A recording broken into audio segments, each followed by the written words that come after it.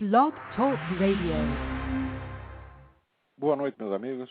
Vamos começar aqui de novo. Sempre como sempre, sobrecarregado aqui de material. Eu tenho umas notícias interessantes essa semana. Uma delas é o que saiu no UOL, um discurso do Evo Morales, em que ele anuncia que o companheiro Fidel vai voltar ao governo no próximo 1º de maio. E ele diz o seguinte: tenho certeza que em 1º de maio o companheiro Fidel vai participar da cúpula da ALBA e continuará governando Cuba e a América Latina. Olha que interessante, vocês sabiam que o governante da América Latina é Fidel Castro? É claro que isso aí foi um ato falho freudiano, mas um ato falho altamente revelador, porque no fundo o Evo Morales entende o Fidel Castro exatamente assim, como o imperador da América Latina. Esse pessoal acha realmente que o mundo é deles. Então, que o mundo está aí para eles fazerem o que quiserem, para eles moldá-lo à sua imagem e semelhança, conforme bem entendam. Agora, essa espécie de prepotência ingênua que esse pessoal tem, né, perante a realidade em geral, que acha que a realidade é matéria plástica, para eles fazerem com ela o que bem entender, isso aí você observa em tudo que esse pessoal esquerdista faz. Inclusive, por isso mesmo, não se pode esperar de pessoas que têm essa mentalidade, não se pode esperar que consigam distinguir o verdadeiro do falso. Porque o verdadeiro do falso para eles é uma questão de jeito, e a distinção entre verdadeiro e falso para eles é uma questão de jeito. Quer dizer, você virando de um lado, virando do outro, você consegue fazer com que o falso fique verdadeiro. E pensando bem, isso não interessa. A única coisa que interessa é a vontade. Note bem, eu até no meu livro Jardim das Aflições, eu notava ali que, embora Karl Marx se dissesse um materialista, ele só entendia a natureza como cenário passivo da ação humana. Quer dizer, uma natureza inerme que está aí para ser transformada no que o ser humano bem entender, bem deseja fazer com ela. Então, na verdade, isso não é um materialismo, isso é um idealismo subjetivo coletivo. E, de fato, o marxismo é o último rebento de toda uma tradição subjetivista que vem, então, já desde a Renascença, começa com René Descartes. É claro que Marx não sabia que ele era subjetivista. Quer dizer, é uma estrutura que está embutida ali na obra dele e que ele mesmo não percebia, mas que é o fator determinante de toda a visão do mundo dele. Quer dizer, o sujeito humano é a única força agente no cosmos. O resto é só cenário ou matéria-prima, né? E é claro que pessoas formadas assim, quer dizer, elas têm uma vivência diferente das outras pessoas. Quer dizer, nós acreditamos que estamos num mundo real, num mundo que tem estruturas definidas, num mundo onde existe a natureza das coisas, onde existe uma matéria que nos resiste, existe uma estrutura material que não fomos nós que inventamos, não fomos nós que criamos e sobre a qual temos um poder limitadíssimo. Nós entendemos, por exemplo, que a ação humana, se tomada na sua totalidade ao longo dos milênios, ela mal chegou a arranhar um pedacinho da superfície de um planetinha muito pequeno. E todo o resto do cosmos está lá inabalável. Até esse negócio de aquecimento global é uma espécie de delírio de onipotência. Quer dizer, no fundo, esses camaradas que acusam a indústria de estar furando a camada de ozônio e mudando o clima do planeta, criando alterações cósmicas, está homenageando a indústria, está atribuindo à indústria um poder quase divino, que é de alterar a estrutura do cosmos. É evidente, vamos dizer, que uma só explosão de manchas solares afeta o conjunto do sistema solar mais do que tudo que o ser humano fez sobre a face da Terra, desde que ele existe aqui. Tá certo? Então, atribuir ao ser humano esse poder, ainda que para condená-lo, tá certo? Não deixa de ser uma homenagem, quase que uma divinização da indústria. Então, isso é uma espécie também, vamos dizer, de resíduo do delírio marxista, né, que via a indústria, a ação econômica humana, como o único fator efetivamente ativo no cosmos, né? Então, a última ponta, a última consequência, o último capítulo de um delírio subjetivo, do delírio da onipotência subjetivista que começa ali na Renascença. Por causa disso mesmo é que esse pessoal não tem, vamos dizer, não tem a distinção de verdade e erro.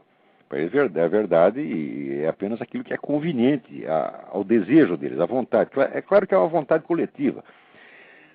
Às vezes a vontade coletiva organizada, como a vontade do partido, às vezes é uma vontade coletiva que está disseminada sobre vários grupos que se sentem afins e se sentem, de certo modo, irmanados por um ideal, entre aspas, né?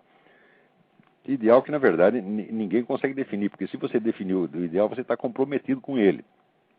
Tá certo? Então, o ideal, o tal do socialismo, a sociedade justa do futuro, né, ela tem que permanecer totalmente indefinida, né? Porque assim a sua conduta presente não pode ser medida e julgada em função desse ideal, né? Marx inventou essa história de que não se podia conversar muito sobre o socialismo futuro, ele sob a desculpa de que era perda de tempo, de que era um irrealismo, tá certo? De que eles deveriam agir cientificamente, mas na verdade esse adiamento sine die, né, da definição do que seria o regime perfeito que eles buscam é uma consagração da total irresponsabilidade histórica. Por quê? Porque qualquer mal que você faça está justificado em função do ideal futuro, mas também não pode ser cobrado em nome desse ideal futuro, porque o ideal é demasiado vago. É isso. O que, de vez em quando, algo da expectativa que os militantes têm, que os ativistas têm com relação a essa sociedade, transparece no discurso deles, mas não é para se falar muito sobre isso aí. Ninguém gosta de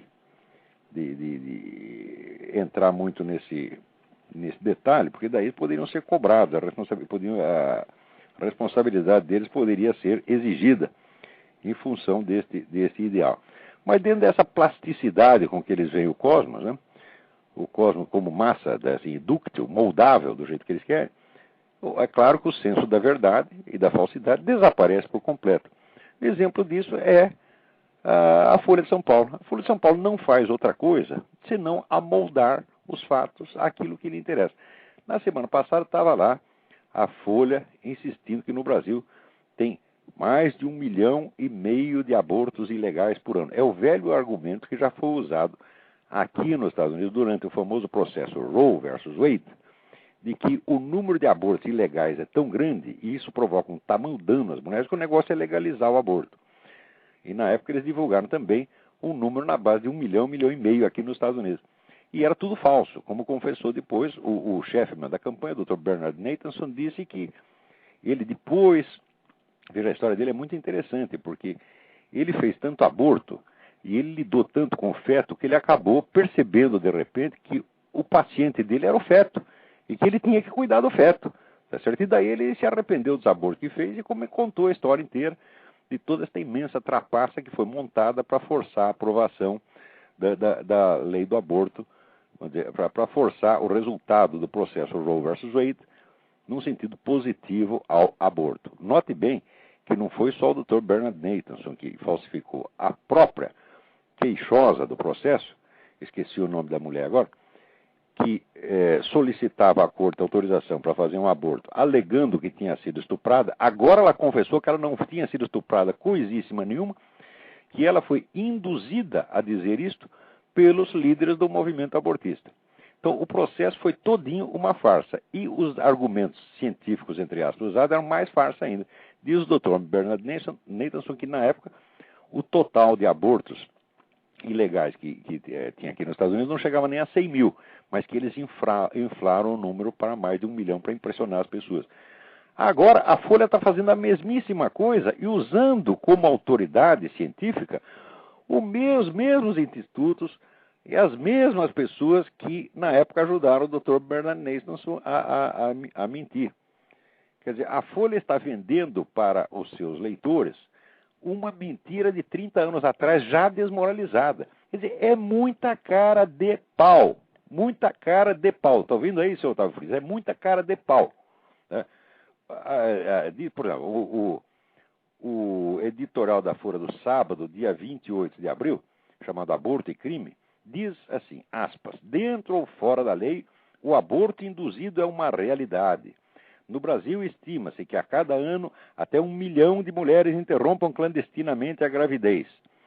Uai, 3 dias antes o jornal estava publicando que era mais de 1,5 milhão. Agora já é quase 1 milhão?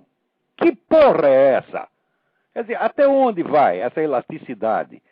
Pode aumentar o número, diminuir o número, tá certo? Agora, vocês, por mais que mintam, acham que sempre tem razão, quer dizer, vocês representam o bem. Isso também é outra característica desse movimento esquerdista. Quer dizer, o movimento esquerdista é um movimento revolucionário no conjunto, quer dizer, não abrange só as pessoas que são formalmente esquerdistas, tá certo? Abrange todos que têm uma mentalidade revolucionária, que agem, que justificam os seus atos do presente em função de uma utopia futura, de um ideal futuro, qualquer que seja esse ideal. Esses camaradas são todos herdeiros daquelas seitas heréticas da Renascença, que consideravam que elas próprias eram, por assim dizer, a ação do Cristo sobre a Terra incumbida, então, de criar um mundo melhor. Quer dizer, não é o Cristo que ia salvar a humanidade, era eles que iam salvar a humanidade, tá certo? E daí, retroativamente, eles se tornariam, né, a ação do próprio Cristo, se não se tornassem o próprio Cristo. Isso quer dizer que eles se consideravam impecantes. O que quer que eles fizessem não era pecado. Se eles matassem, não era pecado. Se estuprassem, não era pecado.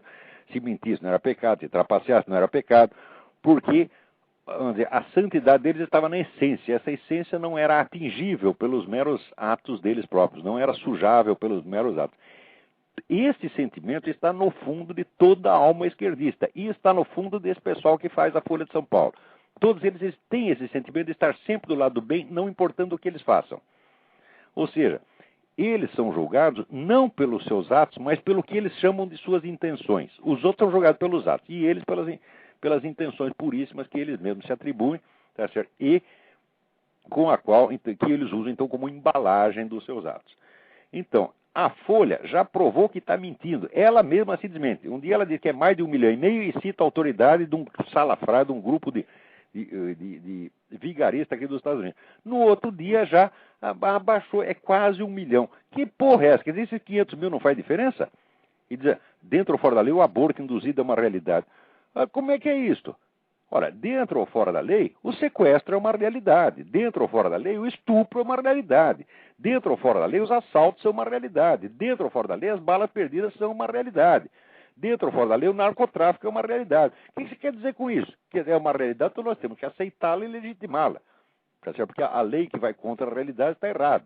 Mas a lei está aí justamente para limitar as possibilidades dos atos humanos, para excluir da realidade certos atos que estavam dentro dela.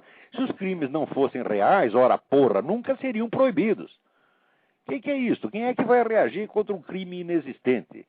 Não é isso? Não se pode prender o assaltante inexistente, não se pode prender o ladrão inexistente, o estuprador inexistente. É porque essas coisas existem que elas são crimes. Quer dizer, que raciocínio é esse? Quer dizer, se é realidade, então não pode ser considerado crime. Mas o que é isso? Né? Quer dizer, isso é dupla mentira. Quer dizer, tem uma mentira na informação e uma mentira no raciocínio. O raciocínio é um raciocínio de gente perversa, gente que não tem senso da realidade e não quer ter. Eu acho que praticamente tudo que sai nesses artigos da Folha é assim. Quase tudo que sai ali, com exceção, né? Tem até um sujeito que escreve lá, que escreve maravilhosamente bem. É o único sujeito que sabe escrever na Folha de São Paulo, quando fui ver é português. Ora, o brasileiro não sabe mais escrever. É um negócio incrível. Agora, esta sem vergonhice toda, não é só aí, não. Aqui também, quando teve a cerimônia aqui em homenagem às vítimas da Virginia Tech, da qual participou até o presidente Bush, tá certo? Aconteceram duas coisas extremamente irônicas. A primeira é que a oradora do negócio foi a mesma professora, eu até mencionei isso no artigo do Diário do Comércio, aquela mesma professora Nikki Giovanni, que meteu ideias racistas e assassinas na cabeça do coreano, o qual ela mesma sabia que era um desequilibrado. Quer dizer, ela mesma não aguentava o cara. Agora, se vocês leem os poemas dessa mulher, eles são mais assassinos até do que aquelas peças que o coreano escreveu. Depois, por ironia, esta mesma senhora, cujos pensamentos o coreano levou à prática, porque ela, nos poemas dela, ela incitava as pessoas a matar protestantes, judeus e brancos em geral, tá certo? Foi exatamente o que o menino tentou fazer, e queria matar a escola inteira.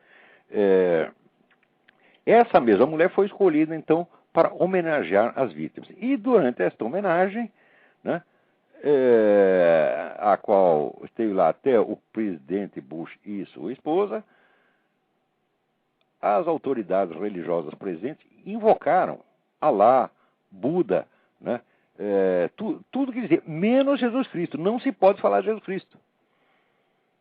E como é que é isso? Note bem, o que armou aquele coreano contra o pessoal da Virginia Tech foi esse anti-americanismo, anticristianismo e anti-ocidentalismo radical. Esse ódio sem fim que as pessoas querem inocular na cabeça de todo mundo contra o Ocidente, contra a América e contra o cristianismo. Em seguida, na homenagem ao cristianismo, vamos dizer, é ofendido novamente, tá certo? Por ser excluído. Ora, aqui é o seguinte, tem muitos estados que se você entra com uma Bíblia na escola, você é suspenso, tá certo? Que se o sujeito, por exemplo, um chefe do corpo de bombeiros faz um discurso e termina o discurso dizendo God bless you, ele perde o emprego, tá certo? Isso acontece. Tem muitas escolas em que qualquer expressão de fé dentro da escola é proibida, pode resultar em expulsão do camarada. E, no entanto, no estado do Kansas, estão aqui fazendo, nos aeroportos, eles querem fazer pias para que os muçulmanos possam fazer as suas abluções. Porque o muçulmano, antes de fazer as 5 preces diárias, ele tem que lavar o rosto, lavar as mãos, lavar os pés. Quer dizer, é uma ablução ritual. Então, isso quer dizer que para o cristianismo tem só desprezo, opressão, cuspida, discurso de ódio, alegando que o discurso cristão é que é de ódio. Quer dizer, o ódio desse sujeito é tão evidente que eles só podem enxergar ódio em toda parte. Então, para o cristianismo é só ódio e repressão. Agora, para os muçulmanos, que são a comunidade da qual surgem os grandes inimigos atuais dos Estados Unidos, só paparicação, só carinho, só bondade, só generosidade. Eles têm tudo aqui. O sujeito que disser que muçulmano é discriminado dentro desse país é um mentiroso filho da puta. O muçulmano aqui é paparicado e protegido e está na posição de humilhar quem ele quiser. Esta é que é a verdade. Não é que eu acho que o muçulmano deva ser maltratado, mas, tratar os caras tão bem, muito mais do que os cristãos que construíram esse país, tá certo? Ora, não é possível, quer dizer, só porque os sujeitos são inimigos, só porque eles jogam bomba nos Estados Unidos, eles têm que ser bem tratados? Que merda é essa? Né? Ai. Vamos ver o que mais tem. Parece que tem gente aí na fila para falar. Vamos ver, quem que está aí? Alô? Alô? Oi, boa noite. Boa noite. Aqui quem está falando é Micael Guedes. Olá. Micael Guedes, tudo bem? Tudo bem. Parabéns pelo seu programa, sabe? Eu sou um admirador seu, sabe? Muito obrigado. Pelo seu patriotismo, pela sua coragem. Primeiro, o que você diria para as pessoas que estão ingressando nas universidades brasileiras? E segundo, no meu caso, começarei em ações internacionais. O que você diria também para alunos dessa área, sabe? Ao que parece, a diplomacia do partido é uma gaiola para ideias democráticas, né? Pelo que a gente pode ver. Certamente. E para você ter uma ideia, Olavo, no meu primeiro período, existem 2 livros de leitura obrigatória daquele autor Norberto Bobbio. Então, daí já vemos a onda socialista que existe, né? Olavo, um abraço para você. Obrigado. Eu vou tentar responder a sua pergunta. Quer dizer, o que eu recomendaria para quem está entrando na universidade? A primeira coisa, não se curvem à suposta autoridade dos seus professores. A quase totalidade dos professores da Universidade Brasileira é um bando de ignorantes, ineptos, que estão ali para fingir uma autoridade que não tem. Não permitam que esses camaradas mandem em vocês, os humilhem, tá certo?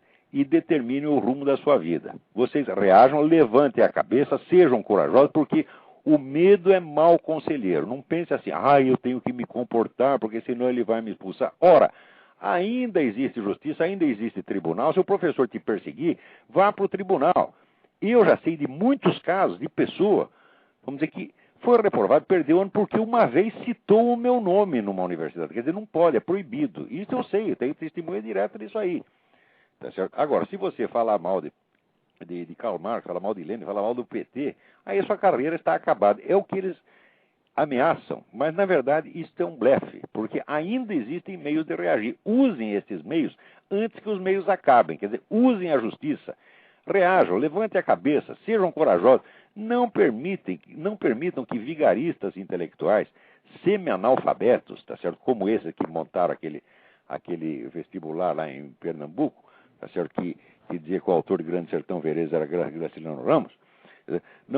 Não permitam que que esses charlatães, tá certo, exibam diante de vocês uma autoridade que eles não têm e não merecem. Sejam corajosos, tá certo, e reajam. Isso não é uma atitude política. Você não tem que tomar atitude política, tem que tomar atitude moral. Diz, olha aqui, professor, acima do senhor existe um negócio chamado cultura, um negócio chamado ciência, um negócio chamado conhecimento. É isto que tem autoridade. Não é o senhor que tem autoridade. Não é o senhor esta merda desse seu partido, tá certo, que tem autoridade. Quem tem autoridade aqui dentro da universidade é o conhecimento, é a ciência. E o senhor não venha me vender essa porcaria desse marxismo, essa doutrinazinha comunista de bosta, tá certo? Vendendo isso, que é coisa para enganar moleque de 12 anos, vendendo isso dentro de uma universidade e querendo que a gente curve a cabeça diante de uma porcaria dessa. Agora, para complementar esse conselho, é o seguinte: estude em casa, tá certo? Estude muito em casa. Faça o programa dos Great Books do Mortimer J. Adler.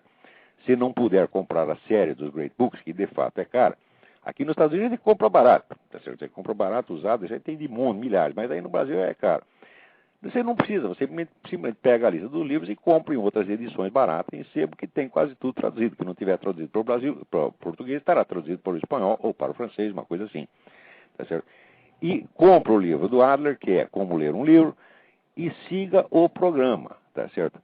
Você faz isso durante 4 anos, não vai ter professor universitário que tira farinha em cima de você. Porque esses camaradas não leram 10 livros na vida, tá certo? E se tentar ler, né, vai ter congestão cerebral, porque eles não têm força para isso. Então, esse pessoal fica arrotando a autoridade justamente porque não sabe nada. Porque quem sabe, explica, demonstra e prova. E não tem que usar autoridade, tá certo? Quer dizer, olha, eu estou dando aula há 30 anos, tá certo? Eu nunca usei desse tipo de autoridade. Vou te expulsar, vou te botar daqui, botar para fora daqui. Eu nunca usei isso aí. Eu não preciso usar isso. Por quê? Porque eu sei o que eu ensino, porra. Tá certo? E se o sujeito, um aluno, quiser bancar o gostosão para mim, ele será humilhado não pela minha autoridade burocrática, vai ser humilhado pelos conhecimentos que eu vou mostrar a ele, que eu vou tampar a boca dele. Eu nunca fugi de discussão com o aluno. Tá certo? Então, é por isso mesmo que quem estuda comigo, o sujeito pode chegar brabinho quando seja, porque ele entra lá cheio de ideia comunista. Discute. Chega uma hora que o nego vê que ele não pode, que eu estou sabendo o que eu estou falando. Tá certo? E daí o cara começa a pensar, porra, será que esse maluco tem razão mesmo? Então é melhor ir para casa ler uns livros. Assim, muitos alunos que chegaram, vamos dizer, com ódio a mim, terminaram excelentes alunos. Mas muitos mesmo, tá certo? Agora, esse pessoal universitário que não tem conhecimento, não tem autoridade legítima do conhecimento, autoridade intelectual legítima, eles usam autoridade burocrática, usam a pressão, usam a intimidação. É a prova de que são charlatães. Então, meu conselho é esse: não aceite esse jogo jamais. Se houver qualquer opressão em cima de você, procure um advogado, recorra à justiça e você vai ganhar. Muito bem. Tem mais alguém aí na fila? Então, enquanto não tem ninguém na fila, aí vamos ler mais um aqui. Esse aqui já é da semana passada. O Evandro Ferreira me pergunta assim: recebi uma newsletter do site Chiesa, quer dizer igreja, em que se diz que a Igreja Católica, com a publicação de um artigo sobre Romano Amério no La Civiltà Católica, dá uma guinada em direção ao reconhecimento da importância do pensamento da corrente tradicionalista. O que você acha disso? É verdade mesmo ou estou exagerando? Romano Amério era mesmo um pensador tradicionalista legítimo? Ele, olha, existem várias correntes e grupos que reagiram diferentemente às mudanças do Concílio Vaticano II. Tá certo? Não há entre eles uma unidade. Tá certo? Então, não sei como classificar o Romano Amério, mas que ele, vamos dizer, é um sujeito fiel à doutrina tradicional da igreja, sempre foi. Tá certo? Me parece um autor bastante honesto. Eu não sei se ele pertence a algum desses grupos tradicionalistas, Sociedade de São Pio X, acho que não pertence a nada. Mas, assim, como representante da tradição católica, e que, vamos dizer, como uma voz autorizada a denunciar tudo o que ele denunciou do que se passou no Concílio Vaticano II, que ali não é uma questão de gosto, não é que o sujeito não gosta disso porque é tradicionalista, não, porque ali houve coisa errada mesmo, objetivamente errada, a começar pelo malfadado Pacto de Metz, em que a igreja se comprometeu, vamos dizer, secretamente a não falar uma palavra contra o comunismo durante o concílio. Só isso já invalida o concílio inteiro. Você não pode vender a palavra da igreja aos comunistas em troca de nenhum favor. E o favor era ridículo, que era a participação de 5 bispos ortodoxos ali no concílio. Quer dizer, em troca de liberar 5 observadores, para participar como observadores, você vende a liberdade que a igreja tem de ensinar. Quer dizer, a igreja deixa de ser mãe e mestra só para que 5 bispos, que não somos nem católicos, posso lá assistir o negócio? Ora, porra, o que é isso? Isso é vender. Como tem ao mesmo tempo, já tinha o decreto de Pio XII, revalidado pelo próprio João XXIII, que punia com excomunhão automática qualquer católico que colaborasse com o regime comunista ou governo comunista. O cara que assinou isso, ele se auto-excomungou na mesma hora, que foi o cardeal Tisserand. E pior, ainda mentiu, disse que não tinha assinado nada. Quer dizer, quem divulgou isso depois foi o prefeito da cidade de Metz, que deu uma entrevista dizendo, não, os caras estiveram aqui, teve o pessoal do Vaticano e teve o pessoal do governo russo e do governo soviético que assinaram aqui um negócio. E depois a coisa acabou saindo no próprio Pravda em Moscou. Daí, como dizer, a mancha de batom na cueca. Aí a palavra do cardeal Tisserand foi para as picas, ninguém mais acreditava nele, aí a igreja tem que reconhecer, de fato, nós assinamos, mas foi para proteger os bispos ortodoxos, aquela conversa mole, tudo isso é uma picaretagem, tudo isso é uma hipocrisia sem mais tamanho. Quer dizer, o concílio foi vendido para o governo comunista, tá certo?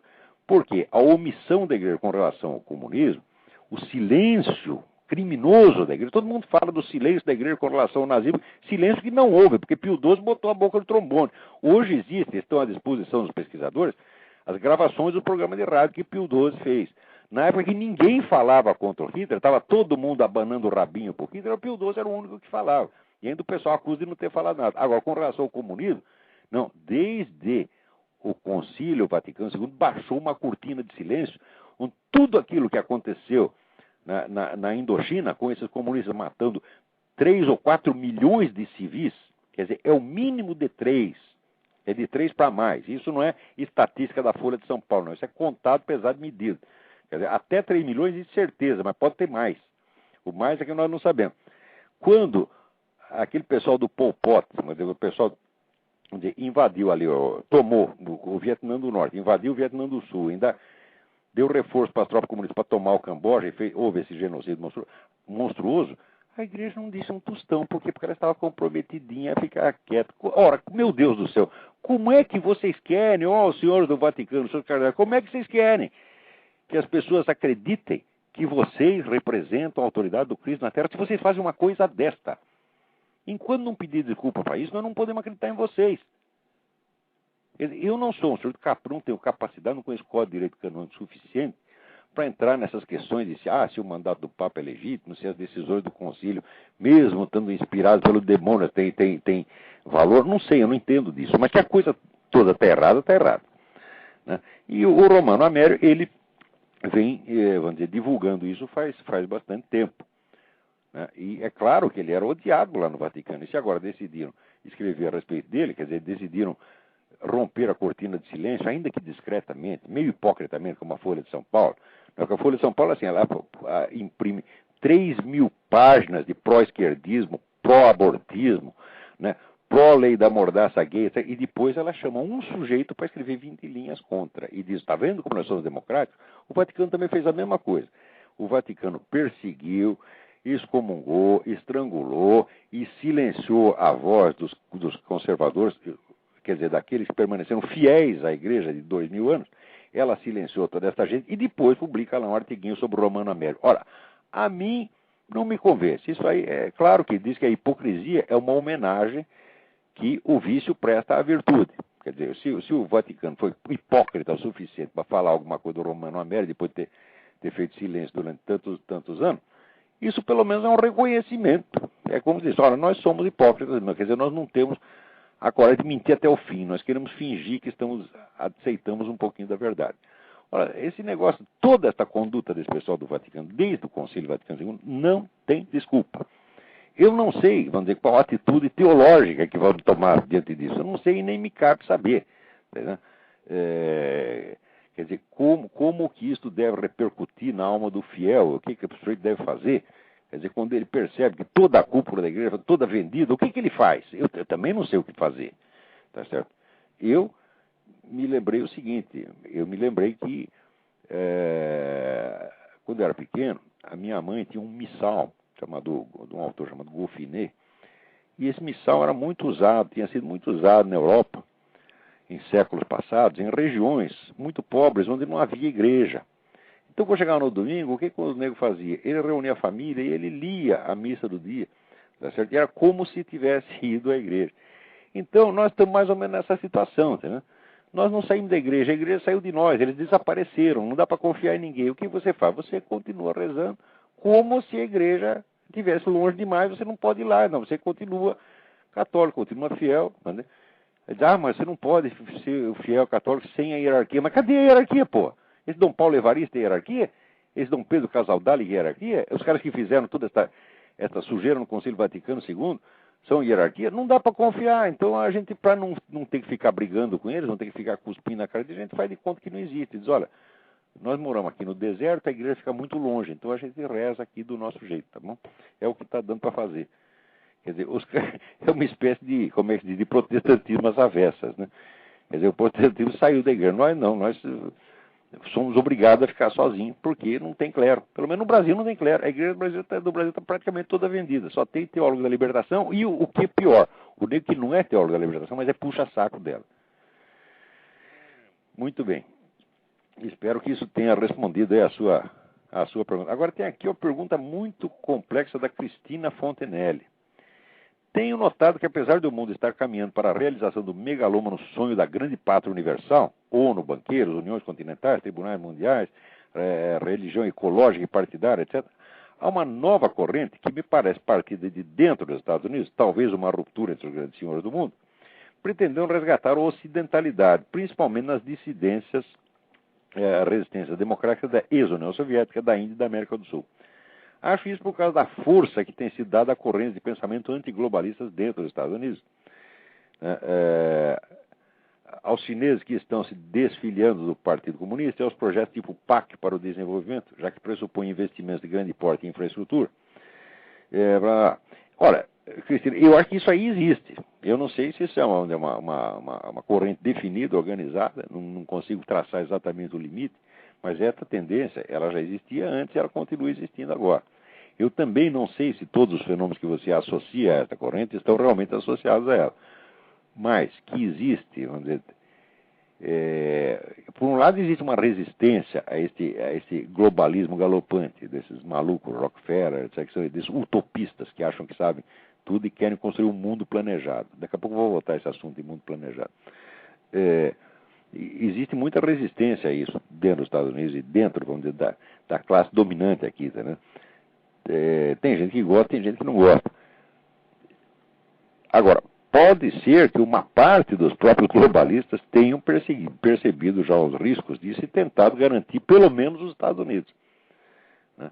Então, acabam sendo um pouco patriotas por medo das consequências que suas próprias ambições globalistas já estão desencadeando, né? Quer dizer, que eu acho que a sua teoria não tá errada, não, mas é o negócio. Essas coisas a gente tem que estudar com muito cuidado. Eu acho que eu tenho quase a certeza de que, vamos dizer, a quantidade, vamos dizer, de mentira e de esquemas de manipulação que tem sobre a mídia mundial hoje torna quase impossível você mapear com clareza o que está acontecendo. A gente fica sabendo das coisas, a gente obtém as provas 20 ou 30 anos depois de que as coisas aconteceram, tá entendendo? E olha que eu pesquiso o dia inteiro, tá certo? E na cabeça eu tenho mais perguntas do que resposta, eu tenho mais dúvidas do que evidências, né? Mas eu acho que em princípio, como hipótese, eu acho que é muito viável, Cristina. Continue estudando e buscando uma resposta por aí, sem a pressa de chegar a uma conclusão, porque no Brasil é obrigatório você ter opinião final sobre tudo, né? Você tem que dar sim ou não, se é contra ou a favor, tem que ser contra ou a favor, né? Isso é loucura, claro.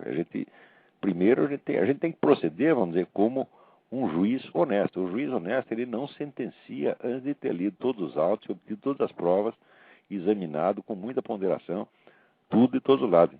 Então, essa coisa aí, saber o que está acontecendo nesse esquema globalista é extremamente difícil, tá certo? Não porque a coisa seja muito secreta, mas porque há um excesso de material contraditório. Muito bem. Agora, aí no Brasil, o bonito é estas senhoras, tá certo, que se ofendeu porque diz que as mulheres se tornaram muito vulgares, ordinárias e cheias de silicone e zoar. São algumas toneladas de silicone, realmente. Ora, se não existisse isso, a indústria do silicone não teria prosperado tanto. Ou será que essas senhoras, essas deputadas que estão ofendidas com o Clodovil, querem me enganar que somente os travestis usam silicone e que elas não usam jamais? Ora, o que é isso, dona? As senhoras são vaidosas mesmo. Quer dizer, o sentido da palavra ordinário não sei exatamente o sentido que o Clodovil quis dar, tá certo? Mas que são vulgares, vaidosos, ocas, cabeça oca e cheia de silicone, eu acho que pelo menos de uma certa classe social para cima são assim mesmo, quem é que não sabe? Tá certo? E talvez estas mesmas, né, deputadas que ficaram brabinhas, né? E ficaram bravas porque o sujeito ele foi aplaudido quando disse: hoje em dia a mulher trabalha deitada e descansa em pé. Ora, agora, e eu acho que isso aí é injusto com essas senhoras deputadas, tá certo? Porque eu acho que nem mesmo deitadas elas trabalham, entendeu? Eu acho que elas não fazem absolutamente nada, né? Então, agora diz que querem levar no sujeito ao Conselho de Ética. Vocês notaram o que é, hoje em dia, o que se chama de ética? Ao longo da história humana, todos os códigos morais que existem, tá certo, foram elaborados ao longo dos tempos com grande dificuldade, baseado na experiência e na avaliação da experiência, que de vez em quando a experiência de séculos era condensada por sábios, por profetas, por filósofos, por grandes legisladores, tá certo? Então, era um Solo, um Platão, um Moisés, eram pessoas deste nível, quer dizer, pessoas seres humanos da mais alta qualidade que já existiu, eram estes que condensavam, não é que eles ditavam como queriam, não, eles condensavam a experiência coletiva, tá certo? E aquilo que tinham, vamos dizer, absorvido da sua vida espiritual, e transformava aquilo em normas morais. É assim que se faz. Agora, hoje em dia, como é que se produzem normas morais? Normas morais significa um grupo de interesse. Aparece um grupo de interesse com dinheiro, compra todo mundo, corrompe todo mundo e diz assim: é proibido falar mal de mim. Isto aqui, nós somos o certo e vocês não podem falar mal de nós. Isso é a moral hoje em dia. Então essas senhoras são como o pessoal do movimento gay. Eles querem proibir que fale mal delas. Aqui, dona, eu vou falar mal de vocês quanto quiser, e acho que o Clodovil está muito certo. Tá certo? E se por acaso vocês forem proibir o Clodovil e ele for censurado ou condenado ao Conselho de Ética, é porque ele é um homem honesto, sincero demais para estar no meio de vocês, porque todo mundo sabe o que é o Congresso em Brasília. O nosso presidente atual diz que aí tem pelo menos 300 picaretas, e eu acho que vocês estão entre elas. Essas que estão perseguindo o Clodovil estão entre elas, porque 300 picaretas é muita coisa. Tá certo? Eu até na época disse 300 não, 301, porque ele tem que incluir ele próprio. Tá certo? Mas ele jamais pediu desculpa de dizer que tem 300 picaretas. Olha, se pode dizer que dentro de vocês tem 300 picaretas, tá certo? Por que não pode dizer que tem umas mulheres vulgares ordinárias cheias de silicone? Ora, porra! Agora, esse negócio de fazer este ofendidinho, isso é chantagem. É chantagem, porque você vê, o que é indignação? Indignação é você sentir que você foi tratado abaixo da sua dignidade. Não é isso? Ora, a indignação verdadeira e sincera, ela tende a se recolher a um silêncio rancoroso. Por quê? Porque a indignação é um sentimento que mistura a raiva com a humilhação. O nego se sente humilhado, ele, vamos dizer, tende a ficar quieto. Esse tipo de indignação que sai toda hora berrando e dizendo: fui ofendido, fui insultado, pisaram na minha honra. Isso aí é sempre fingimento. É sempre fingimento. O sujeito que está indignado realmente, ele fala com sobriedade. Quando fala, em geral fica quieto, quando fala com sobriedade e fala com tristeza. Se sai berrando e ostentando, mostrando lá a sua dor, a sua chaga, é fingimento, isso é coisa de picareta, isso é coisa de hipócrita. Isso aí é pro nego, vamos dizer, pro nego fazer os outros acreditarem que ele tem uma grande, altíssima dignidade. Quer dizer, ele quer que você meça a dignidade dele, tá certo? Pelo tamanho da revolta que ele tem quando esta dignidade foi supostamente insultada. Quer dizer, o sujeito está prestando uma homenagem a si mesmo e, em geral, quer tirar algum proveito político, financeiro ou pelo menos psicológico dessa afetação. Quer dizer, a indignação pública, pelo fato de ela ser pública, tá certo? Ela depõe contra a pessoa do indignado, meu Deus do céu. O que é isso, porra? Ora, eu, por exemplo, se eu fosse ficar indignado e sair berrando cada vez que falar mal de mim, tá certo? Se eu fosse, por exemplo, processar, se houvesse um conselho de ética para eu reclamar, se fosse processar todos os negros que me ofenderam, que me insultaram, que inventaram história minha, eu estaria milionário. Milionário. Por quê? Porque são milhares e milhares de pessoas que inventaram coisa contra mim. Pensa que eu gosto, eu não gosto, não. Mas eu não vou ficar aí dando show de indignação, fazendo de conta, fui humilhado, fui insultado, não aguento mais, estou passando mal. Ora, porra, o que eu faço? Quando o nego me insulta, eu insulto de volta, se possível em dobro. E pronto, não fico indignado merda nenhuma, porra. Não saio aí exibindo um falso sentimento de humilhação, como essa gente faz. Estas donas, o que elas estão fazendo é isso, elas estão fazendo de conta que se sentiram muitíssimo de que o Clodovil as ofendeu. Ora, elas estão loucas para se sentir ofendidas por qualquer coisa, tá certo? Para poder, através da encenação de indignação, fazer de conta que são pessoas de elevada moralidade. Porque acho que o povo é bobo e acho que o povo vai acreditar, só porque viu a pessoa berrando, né, contra o mal, vai acreditar que aquela pessoa é boa. O povo não é tonto a esse ponto, meu Deus. Vocês então, são os únicos que estão se enganando assim mesmo. Se perguntar para o povo, o que vocês acham de política, o que vocês acham de deputado? O pessoal vai falar muito pior, mas muito pior do que falou o Clodovil. Essa é a opinião do povo brasileiro a seu respeito, viu, donas? Muito bem. Agora, aqui nos Estados Unidos estão passando a lei HR 1592, que é igualzinha a essa que estão fazendo no Brasil, que não pode mais falar mal de gay. Olha só que coisa. O curioso é o seguinte, o curioso é que a 14ª emenda da Constituição americana garante proteção igual sob a lei para todos os cidadãos. Tá certo? Ora, que cidadão americano que está protegido contra falar mal dele? Ninguém.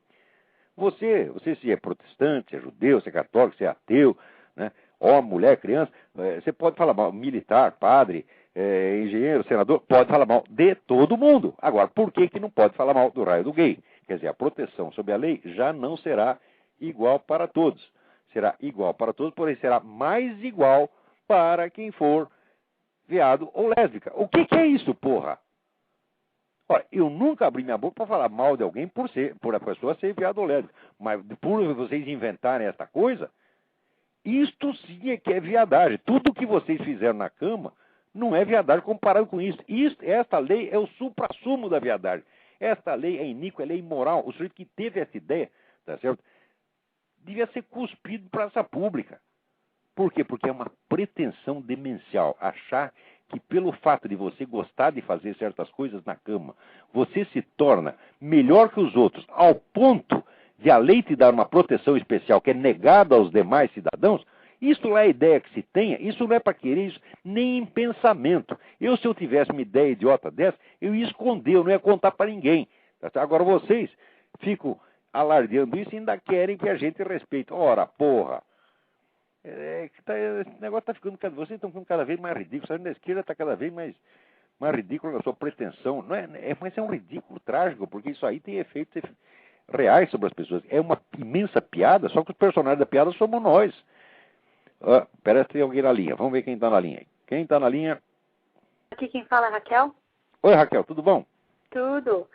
Comecei a me interessar mais e mais por você graças ao meu pai.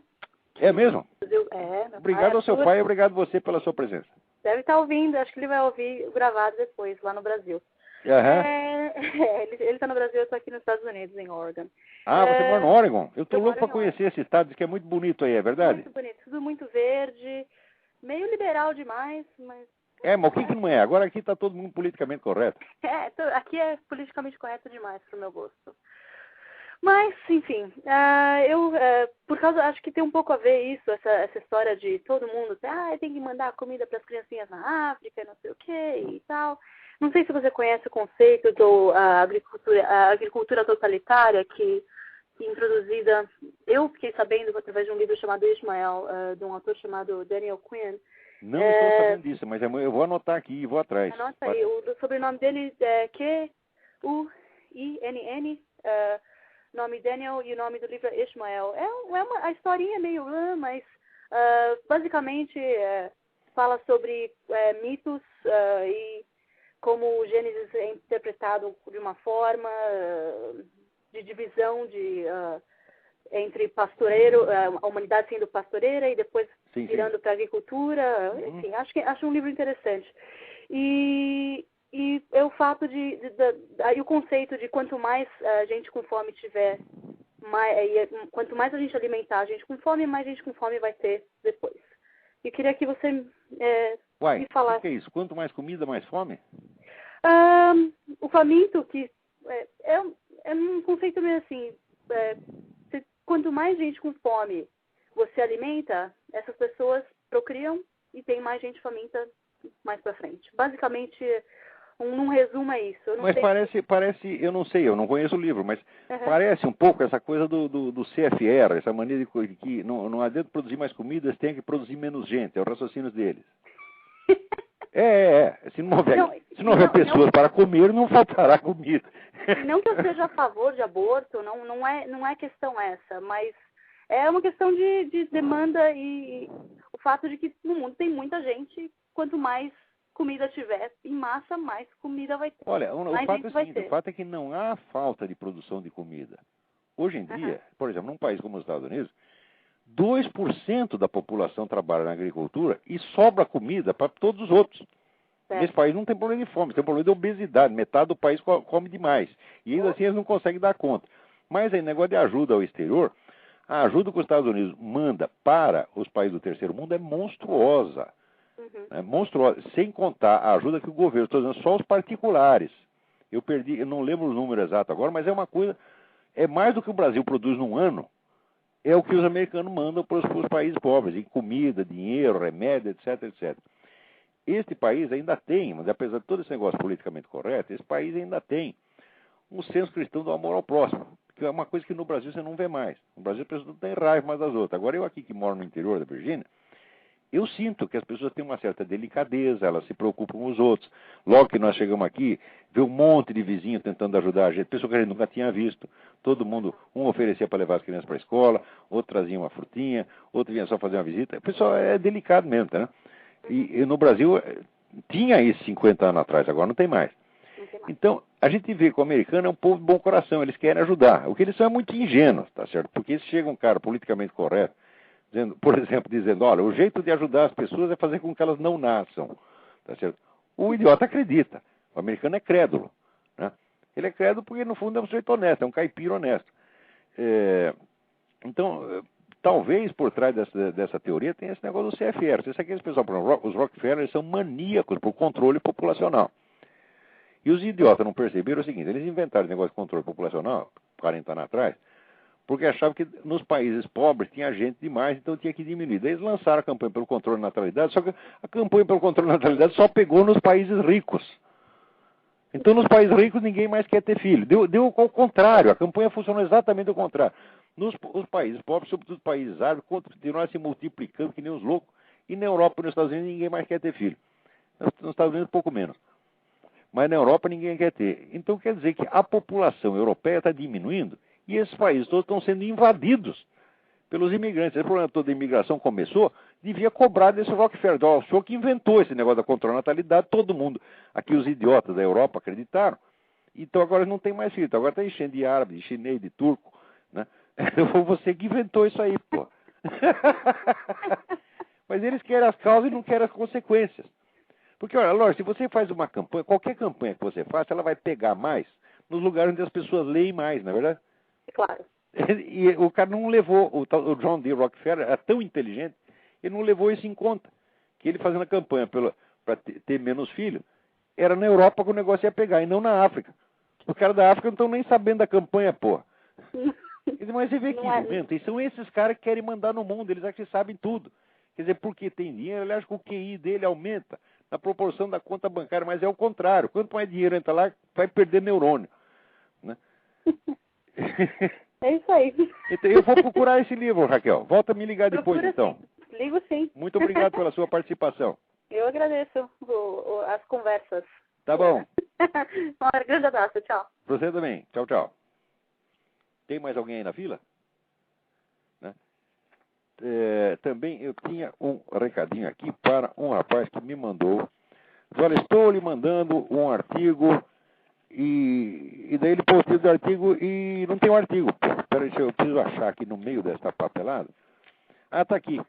Márcio Davi Silva de Matos. Professor, segue um pequeno artigo para ler e se divertir. Abraço, Márcio Davi. Embaixo tem a identificação dele, telefone dele, mas não tem um artigo. Então, por favor, Márcio, me manda esse artigo de novo. Tá certo? Eu prometo que eu vou ler com toda atenção. Agora aqui mais um comentáriozinho. Ailton Flores pergunta: cara, senhor Olavo, li sua matéria sobre os sitting ducks, os alunos da escola pública, e não entendi uma coisa do raciocínio. Segundo o senhor, o fato dos professores estarem desarmados facilitou o trabalho do maluco. Apesar de não possuir armas, não acredito em desarmamento como solução dos problemas da criminalidade. Não as possuo porque sei que seria capaz de usar uma delas para dar fim a muita gente que me incomoda. Eu jamais faria isso. Eu sempre tive armas. Eu vou contar uma coisa. Eu ganhei a minha primeira espingarda quando eu tinha 8 anos. 8 anos de idade, tá certo? A gente saía para caçar. Ainda fiquei com o inveja do meu irmão, porque eu ganhei uma espingarda de um tiro só e ele ganhou uma espingarda de repetição. Quer dizer que ele era mais evoluído. Achavam que ele era mais evoluído do que eu. Devia ser mesmo, porque eu era um perfeito idiota. Mas ganhei com 8 anos. Não matei ninguém, matei umas cobras, que eu saiba. Nunca me passou pela cabeça atirar em nenhum ser humano. A única vez que me passou foi quando entrou 4 negros armados na minha casa. Daí eu pensei, vou atirar nos 4. Mas não foi preciso atirar em nenhum, porque o primeiro tiro que eu dei simplesmente pro ar, os 4 estão correndo até hoje.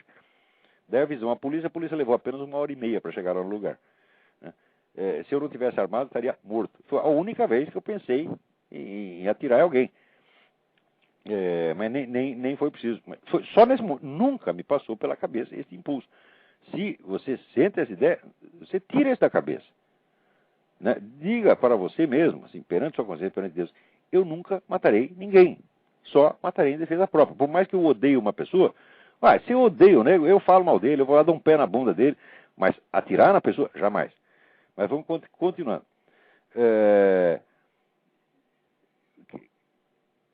Ele acha assim que o fato de qualquer um aqui poder comprar arma tem algo a ver com isso. Não tem.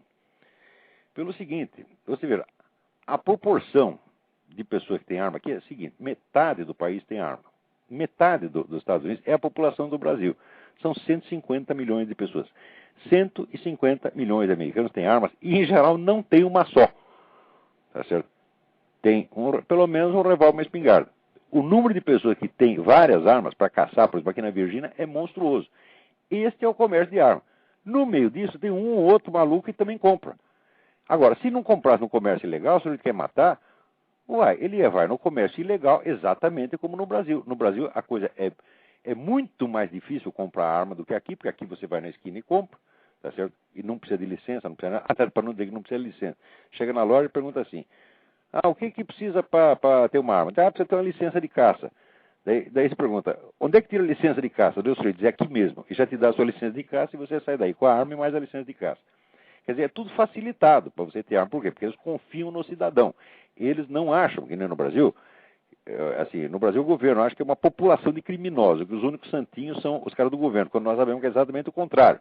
É uma população de gente muito boa. O brasileiro é um povo muito bom, tá certo? E governado por um bando de filho da puta, tá certo? Criminoso, associado com narcotraficante, associado com assassino, tá certo?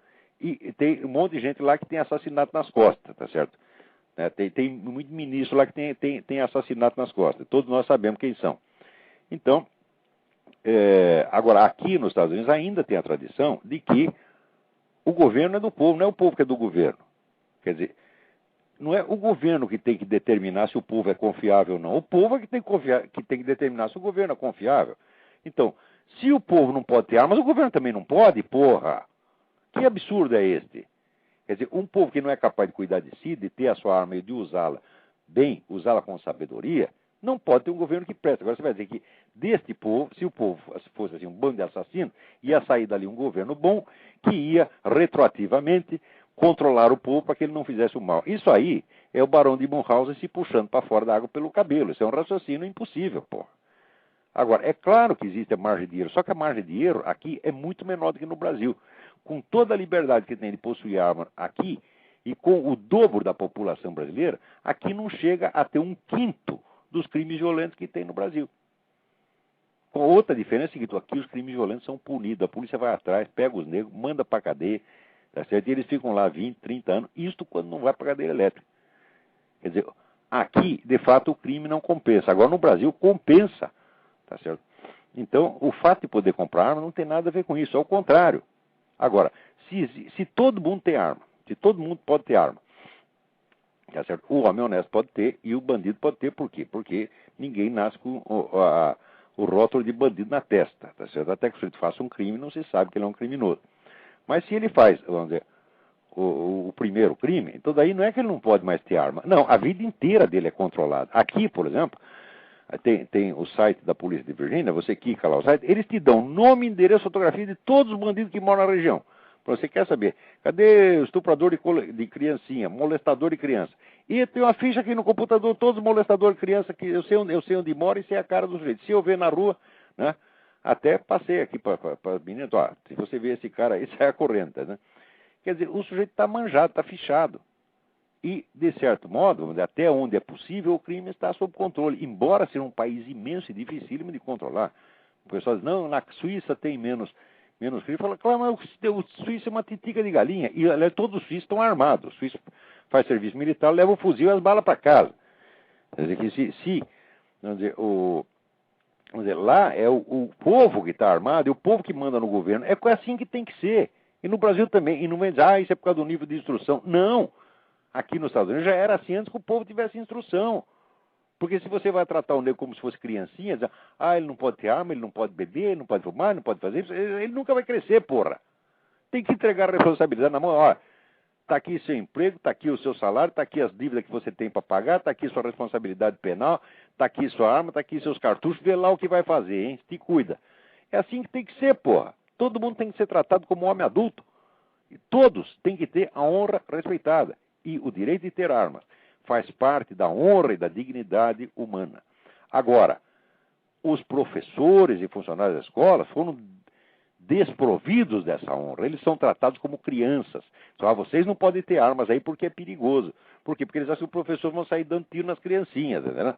Porra, que merda é essa? E se você não confia no sujeito ao ponto dele não poder ter uma arma, como é que você confia a educação das crianças a ela? Eu acho que se o sujeito tem o poder, vamos dizer, de meter ideia na cabeça dos meus filhos, ele está tendo autoridade sobre meu filho. E se ele tem essa autoridade, por que ele não pode ter? Se nós confiamos nele ao ponto de confiar, entregar a ele a educação das crianças, como é que vamos dizer, ao mesmo tempo que ele é um débil mental, um irresponsável que não pode ter uma arma? Então, as escolas, vamos dizer, estão sempre desarmadas, as escolas estão sempre à mercê e nunca há policiais suficientes para tomar conta. Porque, vamos dizer que aqui na Virgínia, metade da população está armada. Quer dizer, se tivesse, vamos dizer, 100 professores numa escola, você pode contar que pelo menos 50 deles teriam armas. E desses 50, uns 10 talvez levassem a arma no carro, até na cinta, entendeu? Porque aqui você pode ter arma, mas você não pode esconder. Para esconder é que você tem que ter, para andar com a arma embaixo do paletó, é que você precisa ter licença. Então podia ter ali uns 5 que tivessem licença. Seria suficiente para meter uma bala na cuca desse coreano maluco e acabar com a coisa logo no começo. Quer dizer, no primeiro ou segundo que ele matasse, já acabava a conversa. Quer dizer, é o direito natural de legítima defesa que todos têm que ter e as escolas também têm que ter. Agora, se o Estado inteiro tem esse direito, quer dizer, você sabe que se você entrar na casa de qualquer virginiano, porque aqui o território é sagrado, o crime de trespassing, quer dizer, você entrar, invadir, sem a permissão do cara, o sujeito cruzar o seu portão sem a sua permissão já é crime, tá certo? Então, todo o Estado tem o direito de se defender contra o trespassing, mas as escolas não. Quer dizer, como é que é isso? Isso é um tratamento desigual. E os criminosos estão tirando proveito desse tratamento desigual porque sabem que as escolas estão indefesas. Sabe que nunca vai haver. Vamos dizer, para você tomar conta através da polícia, tomar conta de todas essas escolas, você precisa ter praticamente lá dentro, quase tantos policiais quanto funcionários. Quer dizer, quantos policiais você precisa para tomar conta de escolas que tem 4 mil, 5 mil, 20 mil alunos? Não é com 10 policiais que você vai resolver esse problema. E nunca vai haver tantos policiais quanto precisaria ter numa escola. No restante do país não precisa tanto policial aqui, porque está todo mundo armado, porra. Quer dizer, aqui o pessoal sabe que não é para brincadeira. Sabe que a propriedade particular é inviolável e sabe que o dono da propriedade está armado. Então você... E não é a propriedade do rico, quer dizer, é qualquer propriedade. Aqui a gente mora num bairro humilde. Todo mundo tem as casinhas de madeira, são tudo bonitinho, bem construído, mas é coisa de gente humilde. Gente que ganha um salário modesto, mas que dá para viver perfeitamente bem. E sempre sobra um dinheirinho, uns 200, 300 dólares, para poder comprar um revólver. Isso é para proteger sua família. Então, aqui o ladrão tem medo de entrar em qualquer casa. Agora, no lugar onde ele sabe que tem um bando de idiota desarmado, ali é uma maravilha. Né? Então, bom, acabou o nosso tempo. Acho que hoje não dá mais nada. Então, muito obrigado a todos. Até a semana que vem.